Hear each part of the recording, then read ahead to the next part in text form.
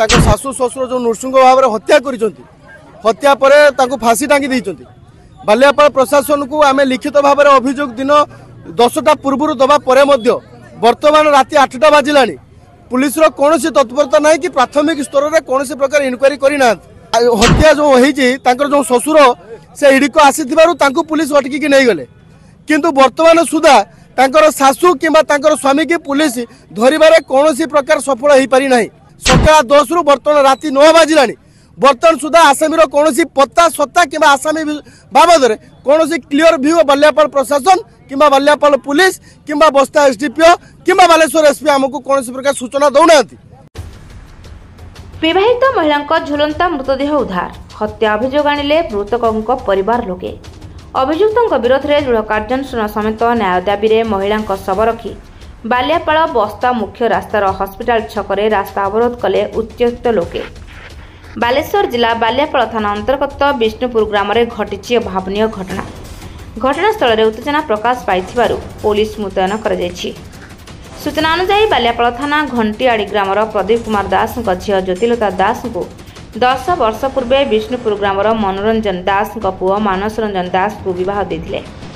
विवाह समय परघर दाबी मुताबक समस्त यौतुक दे देथिला।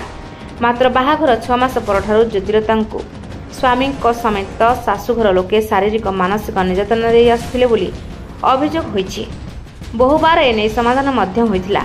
आज सकाळ शाशुघर लोके फोन करी झी आत्महत्या करिछि बोली बाप घर को खबर देथिले।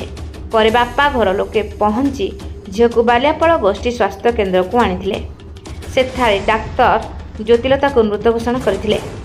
घटनास्थल में बस्ता एसडीपीओ एवं बालियापाल पुलिस पहुंची अधिक तदंत जारी रखिछि।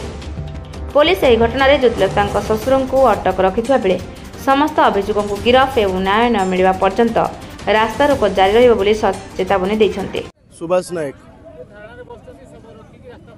धारणा बसवार अभिप्राय होची सकाळ 6टा मुणु ए केस घटना घटी सालानी। जड़े भौणी को विष्णुपुर जो युवक एवं शाशु शशुर जो नृशृंग भाव में हत्या कर हत्या पर फांसी टांगी देइछन्ति। बालियापाल प्रशासन को आम लिखित भाव में अभियोग दिन 10टा पूर्व दबा पर वर्तमान राति 8टा बाजिला पुलिस कौन तत्परता ना कि प्राथमिक स्तर में कौन प्रकार इनक्वारी करना। दुर्भाग्यवशत कि हो कि सौभाग्यवशत हो जो हत्या जो होती जो शशुर से इडी को आसी पुलिस अटकिकी नहीं गले किंतु वर्तमान सुधा तांकर शाशु कि स्वामी की पुलिस धरिबारे कौन प्रकार सफल हो पारि नाही। आमको केवल सांत्वना पर सांत्वना घंटा पर घंटा सकाळ 10 रु वर्तमान राति 9 बाजिला बर्तमान सुधा आसामी कौन पत्ता सत्ता कि आसामी बाबद कौन क्लीयर व्यू बालियापाल प्रशासन कि बालियापाल पुलिस कि बस्ता एसडीपीओ कि बालेश्वर एसपी आमको कौन प्रकार सूचना दौना। से आम बाध्य हो आज राजरास्ता को उलीचु आम भौणी के राजरास्ता रखी आम न्याय मागुचु।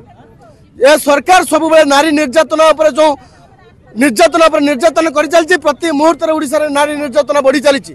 आज जेकोसी निर्यातना कारण होता गोटे भौणी को आज नृशृंग भाव में हत्या कर फांसी टांगी देले वर्तमान सुधा शाशु एवं स्वामी मुक्त आकाश में बुलुंट पुलिस वर्तमान सुधा धरी पारु नहीं एवं पुलिस या नीरव कहीं ए सरकार अपराधी मान दरद कहीं आज राजरास्ता को आज आम बालियापाल ब्लॉक बहुत माँ माने बहुत भाई माने हक पर रास्ता को उलैचंती। जेते पर्यंत आम प्रतिश्रुति न पाइचु लिखित भाव में सरकार पाखु कि बालियापाल पुलिस लिखित भाव में प्रतिश्रुति न पाइचु जे बालियापाल प्रशासन जेते पर्यंत आम भौणीर जो स्वामी जो आसामी एवं शाशु को जेते पर्यंत अरेस्ट न करछंती आमे राजरास्ता टिके भी उठिबु नै। ए भौणी सब सुधा आम सब मध्य उठिबो ए जवाब आमे आपन को दउछु। मो नाम गुरु प्रकाश दास घर घंटीआड़ी से मो भौणी रास्ता रोक आम सकाळ पाखु देखुचे पुलिस प्रशासन पूरा नीरव किसी शुणुना किसी कम करूना आम जिते देखुचे सरकार बीजेपी सरकार नुआ आसला माँ भौणी की न्याय दब खूब शीघ्र न्याय दब कि आम देखुचे किसी न्याय ना। पुलिस बाबू सकाळ दिन 2टा पर आसुँच आमको उल्टा प्रश्न पचार तुम एफआईआर केतले देल कौन पर ये कल से किसी ना सरकार किसी काम ना से एपर्यंत किसी अरेस्ट ना कि कौन सी किसी पदक्षेप नौना आम जड़े जापारू जे से कौन किसी अरेस्ट करेंगे ना कौन न्याय मिल से लास्ट आम बाध्य रास्ता रुक करूँ मत कहीं लगुना से सरकार एसब किसी न्याय आमको मिल आम जिते पर्यटन सरकार तरफ न्याय न मिलियार आशा न देइचंती सरकार से पर्यंत आम उठिबु। बस्तारू जगत कुमार गिरी रिपोर्ट रूपाधारिया न्यूज।